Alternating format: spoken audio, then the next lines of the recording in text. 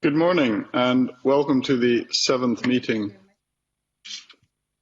Good morning and welcome to the seventh meeting of the Economy, Energy and Fair Work Committee for 2021. I have apologies from committee member Andy Whiteman. The first item on the agenda is a decision by the committee to take item 7 in private. Are we agreed? We are agreed. We now turn to item 2 on the agenda, which is subordinate legislation, and the committee will take evidence on the Registers of Scotland Fees Amendment Order 2021, which is before it in draft form. I welcome Ivan McKee, the Minister for Trade, Innovation and Public Finance, and his officials, and I would now invite the Minister to make his opening statement on the instrument. Minister. Good morning, Convener, and good morning, Committee. The keepers of the Register of Scotland plays a vital role in the Scottish economy by guaranteeing property rights as well as running a number of other important legal registers. Registers of Scotland have largely managed to keep their fees steady since 2011 through realising efficiencies in their internal processes, but as members will be aware, it has not been possible to hold fees at the same levels forever.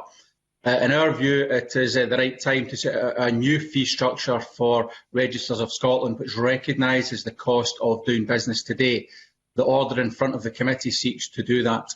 Members will have seen the public consultation and the responses and will agree, I hope, that stakeholders and customers are strongly supportive of what is proposed. As the convener mentioned, I'm joined here today by Kenny Crawford from Registers of Scotland and Graham Fisher and Callum Ross from SGLD, and we are happy to answer any questions you may have relating to the instrument. Thank you, Minister. Are there any questions from members, if they could indicate by typing R in the chat box?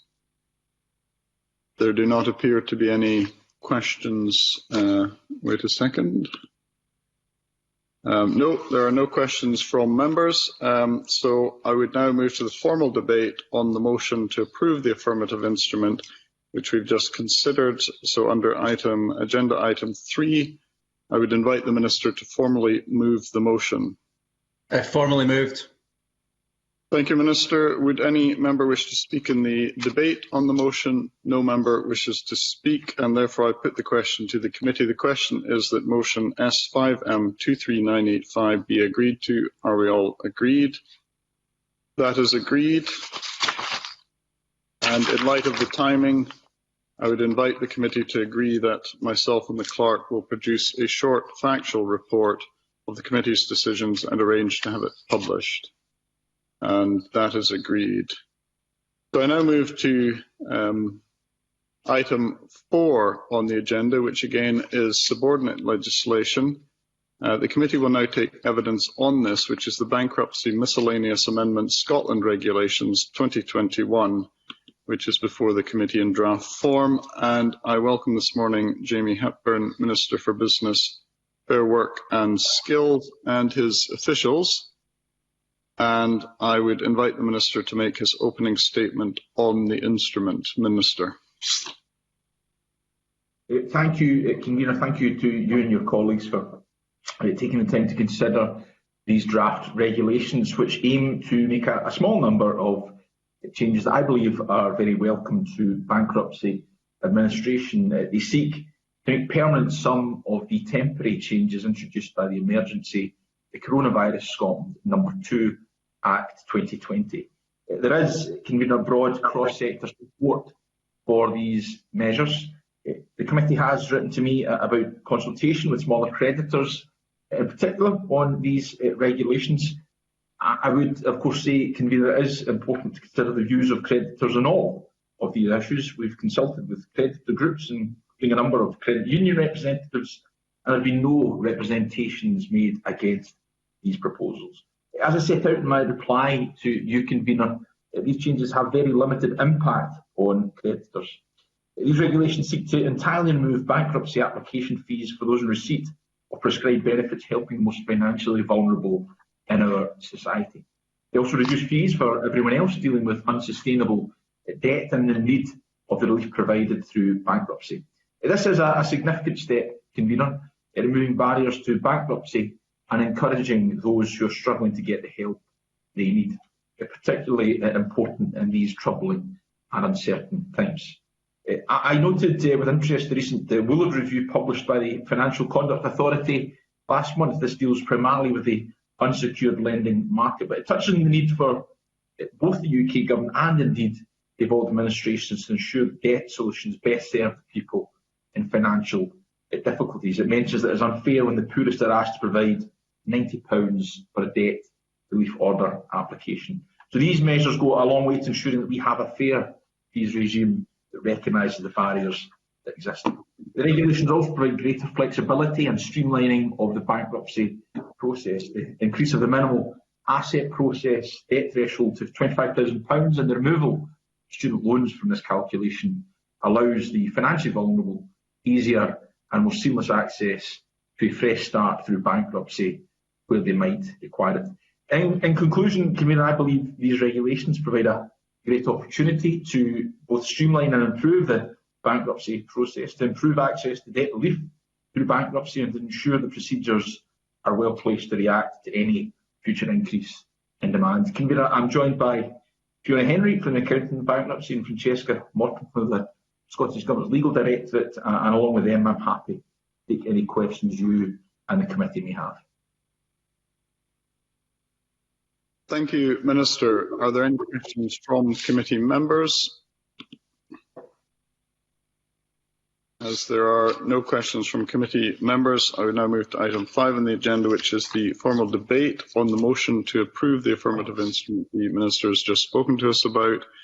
And I would invite the Minister to formally move the motion. Minister. Moved, Convener. Does any member wish to speak in the formal debate on the motion? As no member wishes to speak, I will put the question to the committee that motion S5M 2400 be agreed to. Are we all agreed? We're all agreed, so that is agreed, and in light of the timing, I will invite the committee to agree that I and the clerk will produce a short factual report of the committee's decisions and arrange to have it published. Thank you to the Minister and his officials, and I will now suspend briefly to ensure everything is ready for the next item on the agenda.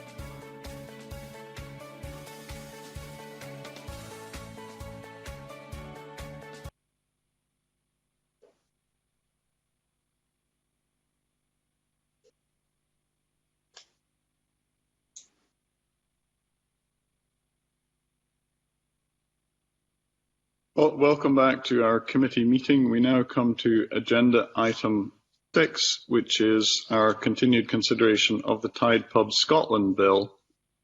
And I welcome to today's proceedings again Neil Bibby, the member in charge of the bill, who is present to move and speak to his amendments. And I also welcome back Jamie Hepburn, the Minister for Business, Fair Work and Skills, and our fellow MSP, Michelle Ballantyne. Now, I would remind members to restate any declarations of interest at this point. I don't know if there's anything further to be declared to what was declared last week or any change in interest. Nothing further there. During voting, I would ask non-committee members not to use the dialogue box. I think that's clear. Any member of the committee wishing to catch my attention, type R in the chat box. And if there's any technical problems, contact myself or the clerk via the usual means. We now move on to consideration of amendments, and we begin proceedings today by returning to the group on requirement to offer market rent only release. We'd heard from all of those with amendments in this group, so we begin by hearing from Neil Bibby before inviting Graham Simpson to wind up on and indicate whether he wishes to press or withdraw Amendment 48. So, Neil Bibby. Thank you and good morning, Convener. And I would just like to refer members to my register of interest as I did last week. Before speaking to this group of amendments, I'd like to thank the committee members again for their continued consideration of Stage 2 today, and I look forward to concluding these proceedings in a timely fashion. As I did last week, I'll keep my contribution concise and to the point, and I will not waste any of our time speaking to amendments that ignore the Parliament's support for the general principles of the bill at Stage 1, such as amendments to remove the role of the adjudicator and other fundamental provisions altogether. I will first speak to the Minister's amendments in this group. Providing for a market rent only option for tied tenants is a central and fundamental part of this bill. In drafting the bill, I paid careful attention to the MRO available to some tied tenants in England and Wales under the 2015 Act, and to the many reports of its failures of those provisions. That failure seems in part to be due to the many complex trigger points and criteria that govern whether a tenant has the right to request an MRO offer is made. I'm keen to avoid such problems in providing for an MRO in Scotland, and therefore the bill gives tenants an unqualified right to request an MRO from their pub-owning business. I'm acutely aware from my ongoing liaison with tied tenants that they view the right to request an MRO as an essential part of rebalancing the relationship between tenants and landlords and addressing the currently vast difference in power. I thank the Minister for engaging me in discussions over a number of weeks about the amendments he has lodged to allow the Code to specify circumstances in which an MRO offer need not to be made by a pubco, and for listening to my views and concerns. I was reassured by the Minister's comments last week. I do not believe it's the Government's intention to undermine the spirit of the fundamental right provided for in the bill that all tenants should be able to request an MRO offer. I also acknowledge that there may be limited circumstances in which it would not be appropriate for a request for an MRO offer to be honoured, and it would therefore be appropriate for the Code to be able to be specific on such circumstances. On that basis, and if having heard the Minister set out the Government's intentions, I will be supporting Amendments 5, 6, 7 and 8. The other amendments in this group, and I have considered them all carefully, all appear to weaken the MRO provisions set out in the bill and as amended by the Minister. Many of these amendments add the sort of trigger points and criteria which have caused confusion in England and Wales and led to the MRO being deemed a failure. Some appear to go even further. One of my central aims here with this bill was to learn lessons from the legislation in England and Wales and to significantly simplify, where possible and appropriate, all provisions in the bill and the MRO measures in particular. Many of these amendments would greatly complicate the MRO process and would render it unworkable and unusable. We've heard from the Minister that there will be a full consultation process to inform the drafting of the Code. That consultation process is the right and proper place to consider some of the issues raised by some of these amendments. This issue is too important to risk putting any of these amendments on the face of the bill set in primary legislation without proper consideration and consultation with those that the measures will affect the most. I therefore urge the committee to reject all non-government amendments in this group. Thank you, Convener. Thank you, Mr. Bibby. And I now call, or rather, I would ask Graham Simpson to wind up and to press or withdraw Amendment 48 and give any other indications that he wishes to at this point. Yeah, thanks very much indeed, Convener, and can I welcome Neil Bibby back to the committee and indeed the Minister. Members are well aware that last week we had something of a marathon session. Our approach has been to we have tabled a lot of amendments, but we genuinely want this bill to work for everyone, and we want it to work for a sector that is really up against it right now. But it became obvious last week that none of our amendments, and I got the impression that Neil Bibby and the Minister quite liked some of them, but none of them were going to get through.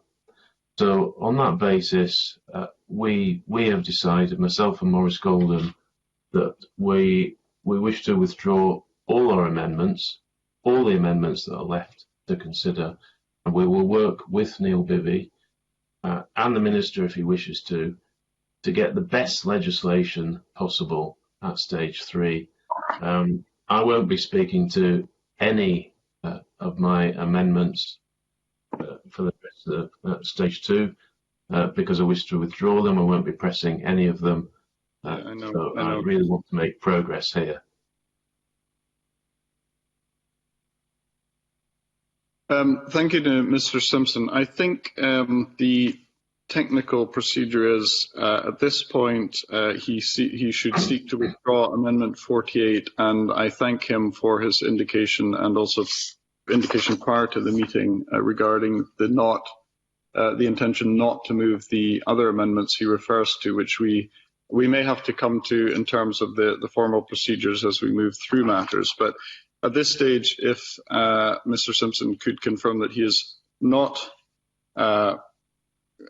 he's withdrawing Amendment 48. So does any other member of the committee object to him withdrawing it?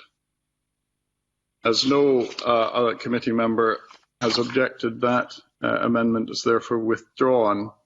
Now, at this stage, I come to call Amendment 49 in the name of Maurice Golden. And I think Mr. Simpson's already given us an indication regarding this, but if Mr. Golden could confirm that he is not intending to move Amendment 49 and comment on any further amendments if he so wishes at this point. Maurice Golden. Thank you, Convener. I had a meeting with the member, Neil Bibby, proposing the bill yesterday, and we agreed to constructively work together at stage 3, and that offer would extend to other parties in order that we achieve the very best for tenants and the pub sector that this bill can provide. So to echo the comments of Graham Simpson, I would not move Amendment 49 and the others in this group. Thank you. I then call Amendment 52 in the name of Richard Lyle, already debated.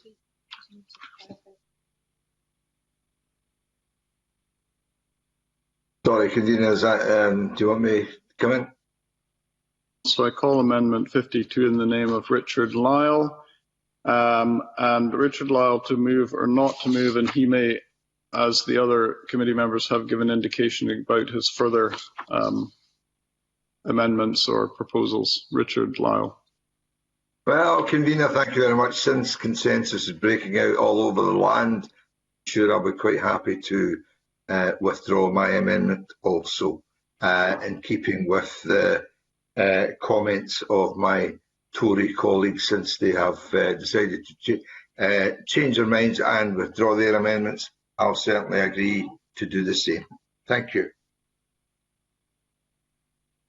Thank you, Mr. Lyle. I think it's just a question of not moving it, so we'll take that as not moved. And I now call Amendment 5 in the name of the Minister, already debated, and ask the Minister if he wishes to move that formally at this stage.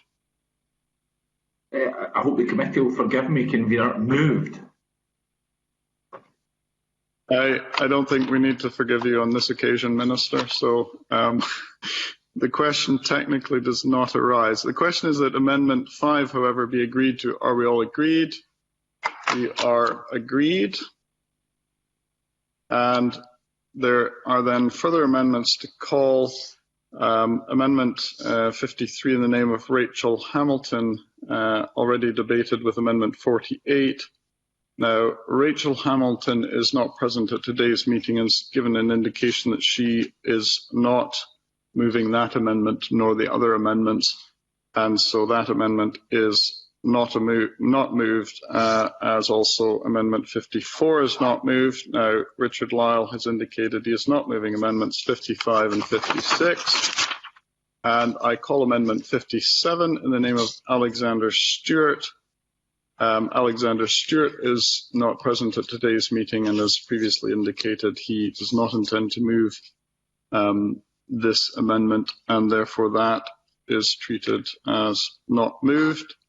I call Amendment 58 now in the name of Michelle Ballantyne, which has already been debated. Michelle Ballantyne is present, and perhaps she could indicate on that amendment and any other indication she wishes to give at this stage whether she is moving Amendment 58 or not. So, Michelle Ballantyne. Yes, thank you, Convener. Rather like has already been said, it became apparent at last week's meeting that there wasn't going to be support for the amendments put into this bill, other than obviously the ones that the Minister has moved. So I did contact and exchange emails with both the Minister and with Neil Bibby. And on the basis of those emails, I will be withdrawing my amendments or not moving my amendments for the rest of this bill. I would like to say, though, it's not because I've changed my mind. I think it's because we have to be realistic about whether there is support for the amendments that have been put forward, and that when it is clear that there isn't, it really is not a good use of everybody's time to spend hours going through them all in that way. But I do hope that as we move to stage 3, that there are some meaningful discussions, particularly about the market rent only part of the bill, because I do think if we don't get this right, it will endanger the sector going forward. So I look forward to working productively with the Minister and with Neil Bibby to ensure that we do have a win-win for both the tenants and the pub sector itself. Thank you, Convener, and not moved. Thank you. So Amendment 58 in the name of Michelle Ballantyne is not moved. Richard Lyle has indicated he is not moving Amendment 59, and Graham Simpson that he is not moving Amendment 60. Michelle Ballantyne has indicated she is not moving Amendments 61, 62 and 63, and Richard Lyle that he is not moving Amendment 64. Michelle Ballantyne has indicated she is not moving Amendments 65 and 66. And I call now Amendment 67 in the name of Jeremy Balfour, already debated with Amendment 48. Mr. Balfour is not present at today's meeting, but has indicated in advance that he does not wish to move any of his amendments in this group. So Amendment 67 is not moved. Amendments 67A, 67B and 67 all therefore, 67C all therefore fall. I now call Amendment 6 in the name of the Minister, already debated. Minister, again to move formally. It moved, Convener. Thank you, Minister. The question is that Amendment 6 be agreed to. Are we all agreed? We are all agreed. I now call Amendment 7 in the name of the Minister, already debated. Minister, to move formally. Moved. Thank you, Minister. The question is that Amendment 7 be agreed to. Are we all agreed? We are all agreed. Call Amendment 8 in the name of the Minister, already debated. Minister, to move formally. We also moved, Convener. Thank you, Minister. Are we agreed that, the question is that Amendment 8 be agreed to. Are we all agreed? We are all agreed. Maurice Golden has indicated he is not moving Amendment 68. Graham Simpson has indicated he is not moving Amendments 69 and 70. And Maurice Golden that he is not moving Amendment 71. Richard Lyle, he is not moving Amendments 72 and 73. Alexander Stewart that he is not moving Amendment 74. Richard Lyle not moving Amendment 75. Rachel Hamilton not moving Amendment 77. Richard Lyle not moving Amendments 76, 78, 79. Michelle Ballantyne that she is not moving Amendment 80. Alexander Stewart indicated he is not moving Amendment 81. Richard Lyle not moving 82. Graham Simpson not moving Amendment 83. Richard Lyle not moving Amendment 84. The question is that Schedule 1 be agreed. Are we all agreed? We are all agreed. We now come to the next grouping, which is Scottish Pubs Code Adjudicator and Scottish Minister's duty to seek to make code and appoint adjudicator. Now, Amendment 85 in the name of Richard Lyles, grouped with amendments as shown in the groupings. Richard Lyle and Rachel Hamilton have confirmed they are not moving their amendments in this group, so amendments 85 and 86 are not moved. The question then is that section 2 be agreed to. Are we all agreed? We are all agreed. Graham Simpson, Michelle Ballantyne, Jeremy Balfour, Alexander Stewart and Maurice Golden each in turn have confirmed they have indicated they are not moving amendments in this group. That means that amendments 87 to 89 are not moved. Amendment 99A therefore falls, and amendments 100, 103, 101, 102 and 104 to 121 are not moved. So we move to the Minister to move Amendment 9 and speak to other amendments in the group. Minister. Thank you, Convener. I have brought forward Amendment 9 because there is currently no provision in the bill to allow a right of appeal for businesses to challenge the imposition and the amount of the adjudicator's annual levy. The amendment will enable businesses to challenge levies that they consider to be unfair or unreasonable. The amendment will enable them to appeal to the Sheriff Court, which will be consistent with other appeal processes across the bill, presuming that Amendments 12 and 13 lodged by Neil Bibby, which are to be debated in later groups, are agreed. I can indicate at this stage, Convener, as I will at that stage, that I am supportive of those amendments. I believe that Amendment 9 is a valuable one to ensure fairness for business. Amendment 10 is brought forward to clarify the responsibilities of Scottish ministers when drafting the Scottish Pubs Code and to avoid uncertainty over the status of the code. The regulatory principles in themselves are fair and underline the central tenet of the bill of fairness and balance in the relationship between landlords and tenants. The current drafting of Section 3.1, however, is subjective and potentially undermines the code and could create uncertainty for tenants and pub-owning companies alike.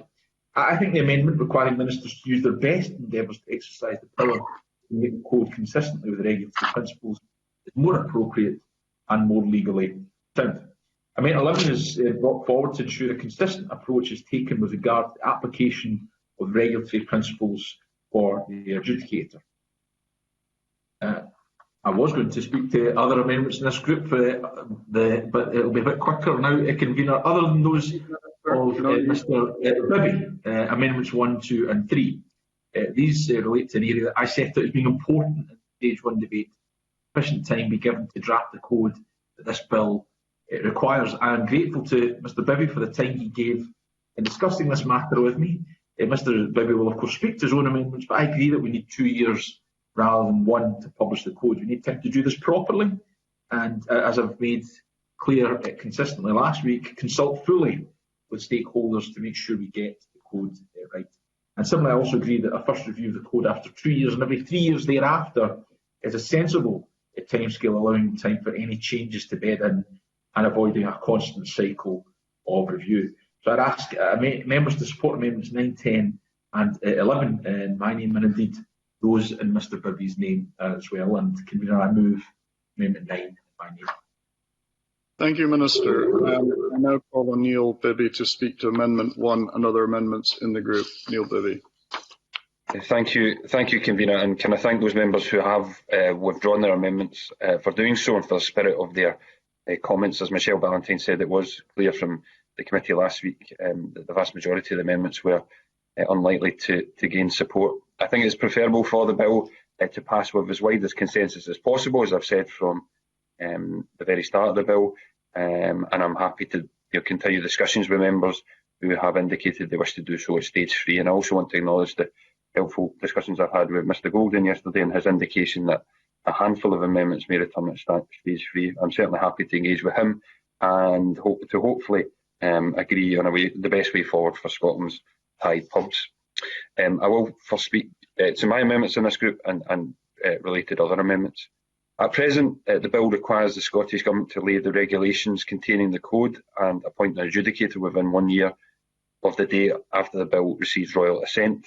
The Minister made clear that for various practical reasons, the Government's view is that A longer maximum period should be provided for, both to take account of the challenges of current circumstances, such as dealing with the ongoing COVID pandemic, and to ensure that the code is not rushed and is subject to full consultation.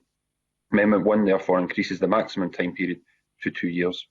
I think the Government's view is reasonable, and I'm also encouraged by the Minister's comments that the Government will work to make the code and appoint an adjudicator as soon as possible and practical, and that will not necessarily take the full 2 years allowed for by the amendment. I think 2 years is the maximum time that should be available, and therefore it would not support any amendments in this group, 148 to 151, that would propose longer periods between 3 and 6 years. However, I would like to put on record the concerns that have been raised with me by the tenanted sector that a longer interim period between the bill being passed and a code and adjudicator being in place opens the door for pub-owning businesses to take steps to seek to avoid the code. I'm considering if there are steps that could be taken, including an amendment at stage 3 to address these concerns, and will continue my discussions on this with the industry and the Minister. My amendments 2 and 3 extend the review periods in the bill. The bill requires Scottish Ministers to carry out a first review of the code and adjudicator's performance as soon as practical after the 31st March in the year following the year when the adjudicator was appointed, and then for further reviews to be carried out every 2 years. These review periods were set to allow any problems with the code or adjudicator to be identified and acted upon swiftly. However, the Minister suggested that these review periods should be extended. I agree that slightly longer periods for reviews would be beneficial, and Amendment 3 therefore requires the first period to be 2 years after 31st of March in the year following that in which the adjudicator was appointed, and Amendment 2 requires subsequent review periods every 3 years. I would have opposed amendments in this group which propose longer review periods, or that in other ways would have the effect of frustrating or altering the review process. Turning to the Minister's amendments in this group, Amendment 9 allows for the imposition and amount of the levy on pub costs to be appealed to the Sheriff. The bill contains the ability to appeal a financial penalty and the recovery of the costs of an investigation, but they do not provide for an appeal against the imposition of the levy. I'm not aware that the similar legislation in England and Wales provides for such an appeal. I'm also not aware of any examples in any similar legislation such as that of the Grocery Code Adjudicator. The Minister has, however, explained the reasons for bringing this amendment forward, and it's felt necessary to ensure the bill is fair, proportionate and robust. And I think, Convener, I'll conclude my remarks there. Thank you, Convener. Thank you, Mr Bibby. As no other member has sought to speak, I will ask the Minister to wind up and to press or withdraw Amendment 9. Minister. Thank you, Convener. Just very quickly, as Mr Bibby has mentioned, the purpose of the amendments related to the appeal process are very much designed about making sure that the bill is fair, proportionate, but also as robust as possible. I could probably have made clearer in my opening remarks, Convener, that the 2-year period for implementation is precisely as Mr Bibby has laid out, is effectively a backstop. If we can create the code and appoint the adjudicator sooner than 2 years, then of course we will do so. I recognise the concerns of tenants that Neil Bibby has referred to. That's something that has been raised with me in respect of a longer timescale. Mr Bibby has suggested an amendment at stage 3 might be brought forward. We'll of course give that consideration, but ultimately I think this comes down to very good, strong engagement with tenants and landlords alike. That's something I'm committed to doing, and ensuring that they have very strong engagement with one another on these concerns as well. And with that, Convener, I can confirm it's my intention to press Amendment 9. Thank you, Minister. The question is that Amendment 9 be agreed to. Are we all agreed? We are all agreed. Rachel Hamilton has indicated she's not moving Amendment 122. Graham Simpson not moving Amendments 123 and 124. Rachel Hamilton not moving Amendment 125. Graham Simpson not moving Amendment 126. Michelle Ballantyne not moving Amendment 127. Rachel Hamilton not moving Amendment 129. Graham Simpson not moving Amendment 128. Rachel Hamilton not moving Amendments 131, 130, 132, 133, 134. Amendments 130A and 130B therefore fall. Jeremy Balfour has indicated not moving Amendment 135. Graham Simpson not moving Amendment 136. Rachel Hamilton not moving 137. Michelle Ballantyne not moving Amendment 138, Rachel Hamilton that she's not moving Amendment 139, Graham Simpson is not moving Amendment 140, Rachel Hamilton has indicated not moving Amendment 141. The question is therefore that Schedule 2 be agreed to. Are we all agreed? We are all agreed. Rachel Hamilton's indicated she's not moving Amendment 142. I therefore, at this stage, call Amendment 10 in the name of the Minister already debated. Minister, to move formally. Minister. Moved, Convener. Thank you. The question is that Amendment 10 be agreed to. Are we all agreed? We are all agreed. Call Amendment 11 in the name of the Minister already debated. Minister, to move formally. Also moved, Convener. Thank you. Question is that Amendment 11 be agreed to. Are we all agreed? We are all agreed.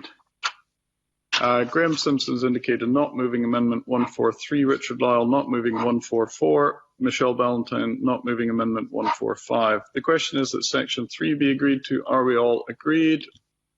We're all agreed. Maurice Golden has indicated not moving Amendment 146. So therefore at this stage I call Amendment 1 in the name of Neil Bibby, already debated with Amendment 85. Neil Bibby, to move or not move.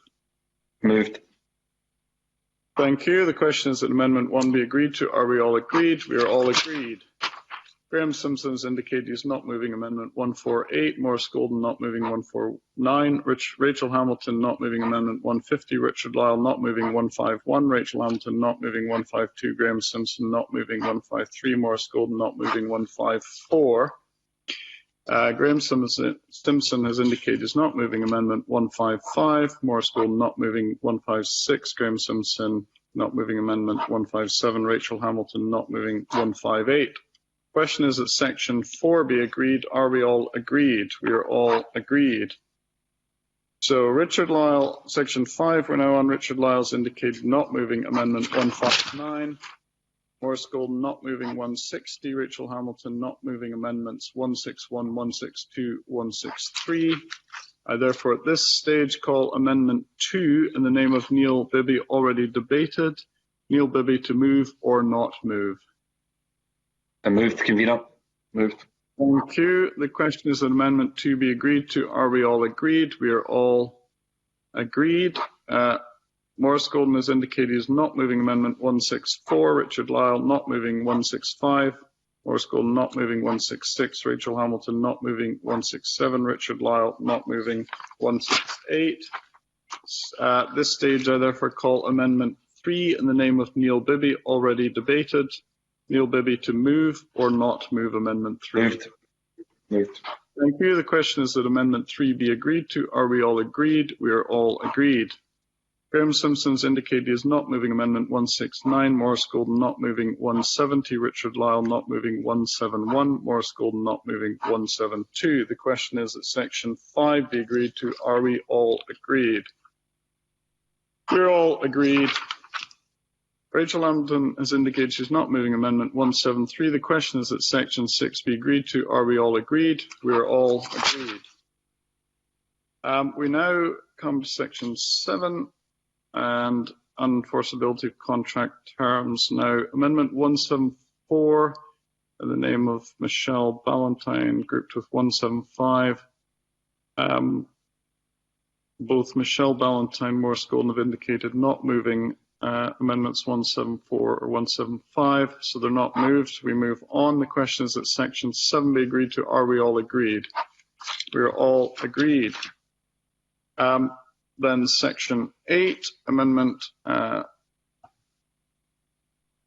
176 from Graham Simpson, 178 from Rachel Hamilton are not moved. The question then is that Section 8 be agreed to. Are we all agreed? We are all agreed. And Amendments 179 by Alexander Stewart and 185. I call on, so Alexander Stewart, Michelle Ballantyne, Jeremy Balfour have indicated they do not intend to move their amendments in this group. Amendments 179 to 185 are therefore not moved. The question then is that Section 9 be agreed to. Are we all agreed? We're all agreed. Richard Lyles confirmed he's indicated that he does not intend to move his amendments in this group. So Amendments 186 to 189 are not moved, and Amendment 189A therefore falls. Amendments 191, 190, 192, 193 and 194 are not moved. So we move to Neil Bibby to move now Amendment 12 and speak to other amendments in this group, which is on investigation by the adjudicators. So Neil Bibby. Thank you, Convener. I'll first speak to my 7 amendments in this group. The bill currently provides for 2 rights of appeal. Section 9 and Section 10 allow the adjudicator to impose a financial penalty on a pub-owning business following an investigation of an alleged breach is upheld, and Section 12 allows for the costs of an investigation to be recoverable from a pub-owning business if a code breach is found to have taken place. The bill provides at present that an appeal under Section 10 or Section 12 is to be made to the Sheriff Appeal Court. At Stage 1, the Scottish Court Tribunal Service gave evidence which outlined its view that such appeals should be more appropriately be made to the Sheriff rather than to the Sheriff Appeal Court. I've since liaised with the Scottish Court and Tribunal Service, and I'm happy to be guided by them. Amendment 12 therefore provides that an appeal against a financial penalty is to be made to the Sheriff rather than the Sheriff Appeal Court, and Amendment 13 does the same for appeals against investigation costs. These amendments are purposely simple and address the core concern expressed by the SCTS. I am satisfied that issues such as jurisdiction and procedure can satisfactorily be addressed via other legislation and appropriate legal rules and guidance. And as far as amendments 225, 226 and 227 are concerned, these all relate to section 15, which deals with the submission of disputes through arbitration. As part of my discussions with the Minister following stage 1, we discussed the arbitration process, which is open to both tenants and pub owning businesses. It was noted that while the bill sets out the circumstances in which a tenant can refer a dispute to arbitration, including that a referral cannot be made until 21 days after a tenant notifies a pub owning business of an alleged breach, or later than 4 months after the 21st day, it does not set a time limit within which a tenant must notify a pub owning business of an alleged breach of the code. It's therefore conceivable under the bill as it currently stands that an issue could be notified to a large pub owning business and then submitted for arbitration long after the alleged breach has actually occurred. This could lead to uncertainty for pub owning businesses about and difficulty in responding to potential disputes. Amendment 225 addresses that issue by providing for a 6-month window for notification from the date of the failure to comply. Importantly, the clock for notification will not start to run where a Thai pub tenant was not aware of the failure.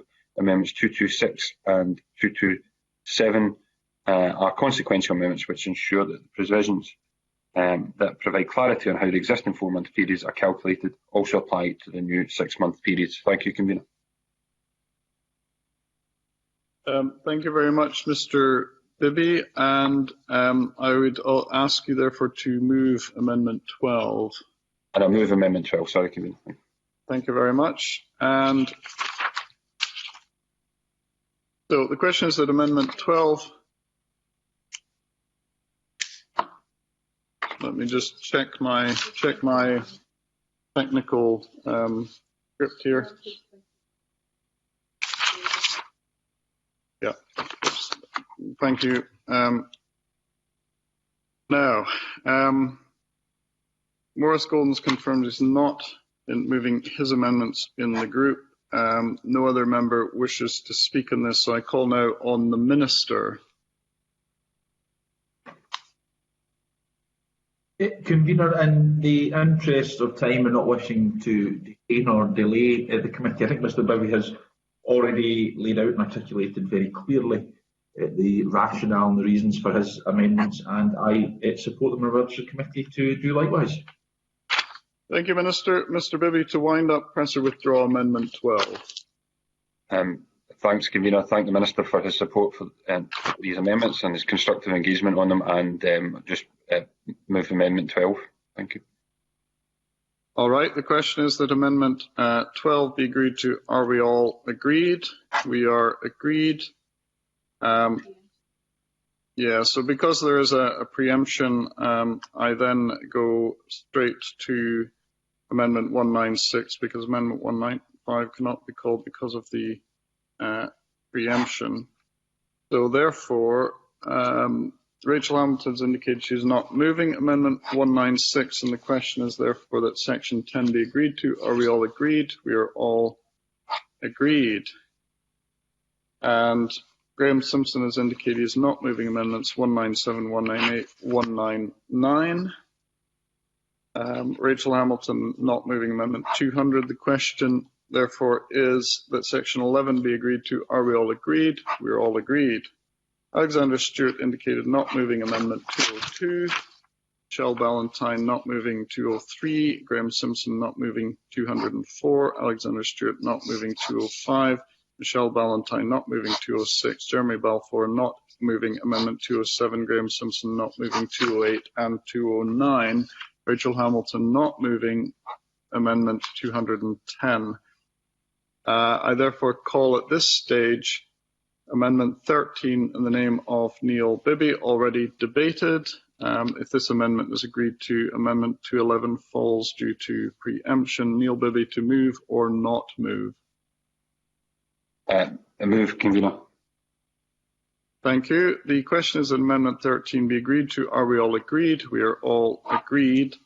And therefore, we go now to Amendment 212, which Graham Simpson has indicated he is not moving. Rachel Hamilton indicated not moving 213. The question is that Section 12 be agreed to. Are we all agreed?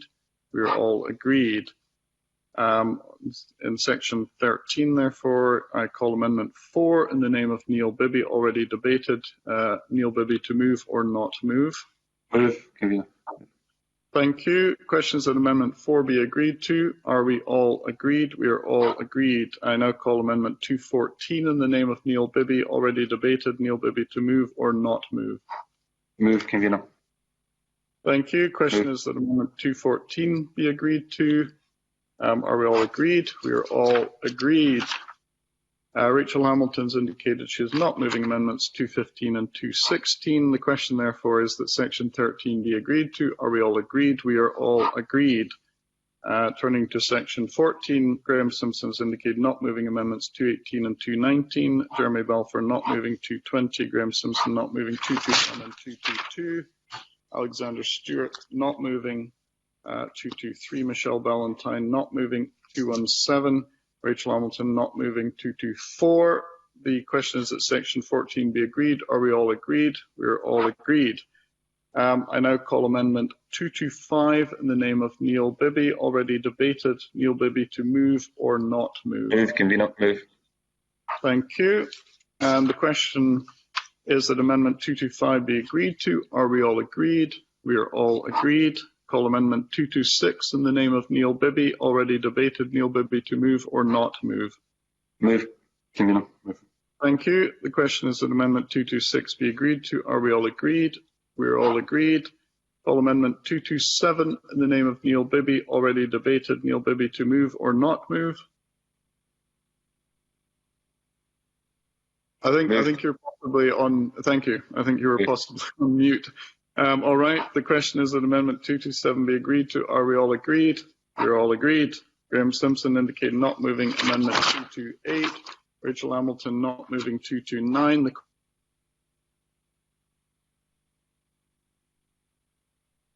question is that section. Now come to the grouping on fees and expenses payable, section 16. There's a number of preemptions in this group, but let's see. Amendment 230 in the name of Graham Simpson is grouped with other amendments. Amendment 243 preempts Amendment 244. As such, if Amendment 243 is agreed to, I will not be able to call Amendment 244. Graham Simpson and Michelle Ballantyne have both confirmed they do not wish to move their amendments in this group. So amendments 230, 231, 232 and 233 are not moved. Therefore, I come at this stage to the Minister to move Amendment 14 and speak to other amendments in the group. Minister. Thank you, Convener. It looks as though there will be no amendments moved other than my own, so I'll just confine my remarks to Amendment 14. Convener, Section 16(1) of the bill imposes liability on pub-owning companies to pay the fees and expenses of the arbitrator. The amendment in my name, Amendment 14, allows the adjudicator some discretion to depart from the general rule where necessary for reasons of fairness. I consider that the adjudicator requires flexibility to depart from or tailor the general position where, for example, it would be unfair for the pub-owning business to be liable to pay all of the fees and expenses if there has been no failure on their part to comply with the code.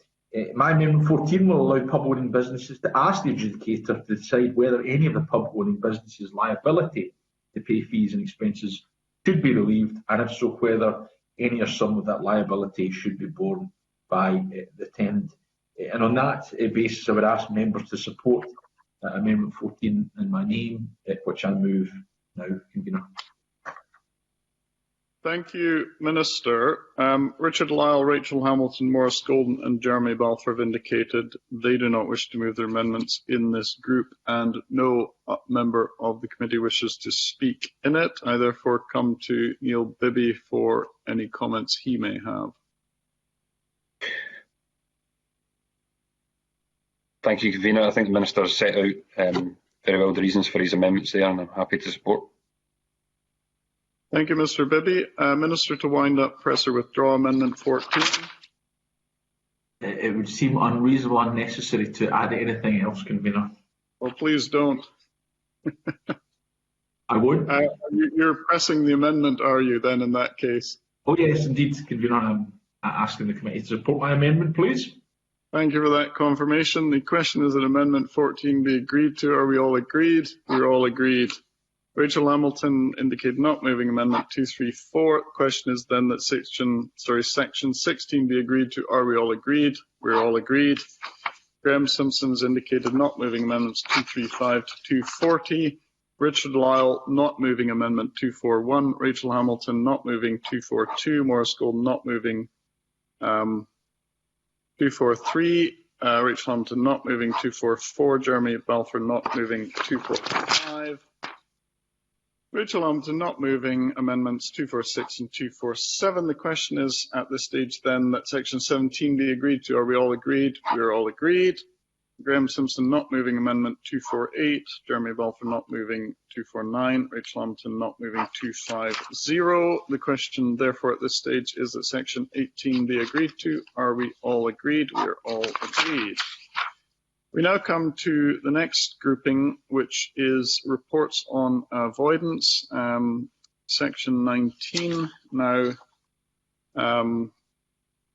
Amendment 251, the name of Michelle Ballantyne, is grouped with Amendments 252, 253, 254, 255, 256, 257, 258. Michelle Ballantyne, Graham Simpson, Rachel Hamilton, Alexander Stewart have confirmed they do not wish to move their amendments in this group. The amendments 251 to 258 are not moved, and we move on. Rachel Hamilton's indicated not moving Amendment 259. The question is that Section 19 be agreed to. Are we all agreed? We're all agreed. We now come to the interpretation grouping of amendments, Section 20. Now, Amendment 260, the name of Maurice Golden's, grouped with other amendments as shown the groupings. There's preemption information on the groupings. Maurice Golden, Richard Lyle, Rachel Hamilton, Jeremy Balfour, Michelle Ballantyne and Graham Simpson have indicated they do not wish to move their amendments in this group. So Amendment 260 is not moved. Amendment 260A therefore falls, and Amendments 261 to 271 are not moved. Question is therefore that Section 20 be agreed to. Are we all agreed? We are agreed. And Alexander Stewart has confirmed he does not wish to move his amendments in this group. So Amendment 272 is not moved. Amendments 272A, 272B, 272C and 272D therefore fall, and Amendments 273 and 274 are not moved. The question is therefore that Section 21 be agreed to. Are we all agreed? We are agreed. And Amendments 275 to 277 are not moved.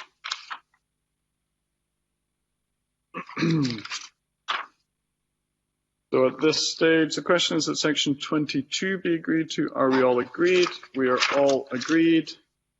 We now come to the next grouping, Section 23, Regulation Making Powers, Amendment 278, in the name of Michelle Ballantyne is grouped with Amendments 279, 280 and 281, but Michelle Ballantyne has confirmed she does not wish to move her amendments in this group, so Amendment 278 is not moved. Question then is that section 23 be agreed to. Are we all agreed? We are all agreed. I call, so Maurice Golden has confirmed that he does not wish to move his amendments in this group. Therefore, amendments 279, 280 and 281 are not moved. Question is that section 24 be agreed to. Are we all agreed? We are all agreed. I now come to the groupings on commencement. Amendment 282 in the name of Richard Lyle is grouped with Amendment 283. Richard Lyle and Graham Simpson have each confirmed that they do not wish to move their amendments in this group, so amendments 282 and 283 are not moved. The question is that section 25 be agreed to. Are we all agreed? We are agreed. Then the next section or set of groupings, the expiry of the Act after section 25. Amendment 284 in the name of Maurice Golden is grouped with amendments 284A, 284B and 285. Two which are alternatives. Maurice Golden, Graham Simpson, Richard Lyle and Rachel Hamilton have confirmed they do not wish to move their amendments in this group, so amendment 284 is not moved and amendments 284A and 284B therefore fall. Amendment 285 is not moved. The question is that section 26 be agreed to. Are we all agreed? We are all agreed. The question then is that the long title be agreed to. Are we all agreed? We are all agreed, and that ends stage 2 consideration of the bill. I'll just give the clerks 2 seconds just to check that we haven't missed anything in that. We have apparently missed nothing, which is always positive for a committee. So I thank the Minister and also Neil Bibby, the member, for coming to the committee to complete stage 2 proceedings this morning. So thank you, and I will now suspend the meeting briefly and we will move into private session. Thank you.